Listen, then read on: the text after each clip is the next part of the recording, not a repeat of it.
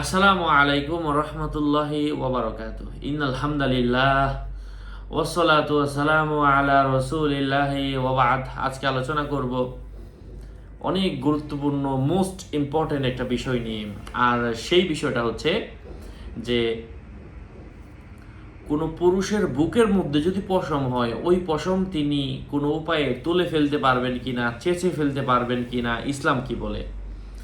আলোচনা বুঝতে সাথেই থাকবেন। এখনও চ্যানেলটি যারা সাবস্ক্রাইব করেননি সাবস্ক্রাইব করতে ভুলবেন না। ভেরিফাই চ্যানেলের ডিসক্রিপশন বক্সে ক্লিক করলে আমার পেজ এবং আইডি আসবে। এটা ছাড়া আলাদা অন্য কোনো পেজ নেই, আইডি নেই, ইমো নেই, হোয়াটসঅ্যাপ নেই, টিকটক নেই। নাম ছবি দেখে বিভ্রান্ত হওয়া যাবে না। প্রত্যেক ভিডিওতে আলাদা আমি সাবধান করি, সতর্ক করি। সম্মানিত প্রিয় ভাই বন্ধুরা, তো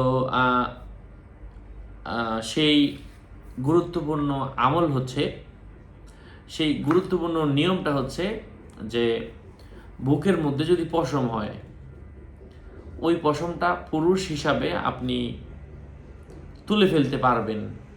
এটা হারাম না, তবে এটা অনুত্তম কাজ, উত্তম না। তো প্রত্যেকটা জিনিসই এমন উত্তম অনুত্তমের ব্যাপার। দেখতে হবে আমরা রাসূলে পাক সাল্লাল্লাহু আলাইহি ওয়াসাল্লামের জিন্দেগিতে তার এমন কোনো নজির পাওয়া যায় কিনা, রাসূল তুলেছিলেন কিনা, সাহাবায়ে কেরাম তুলেছিলেন কিনা। যদি আপনি তাদের জিন্দেগি থেকে পান তারা তুলেছিলেন, তাহলে আপনি তুলতে পারেন। আর যদি দেখেন যে না তিনি তুলেন নাই, তাহলে আসলে এটা তোলা উচিত না। ওই যে বললাম অনুত্তম। যাই হোক, আল্লাহ আমাদেরকে বোঝার তৌফিক দান করেন। আরও আপডেট পেতে সাথেই থাকবেন। ওয়াসসালামু আলাইকুম ওয়া রাহমাতুল্লাহি ওয়া বারাকাতুহু।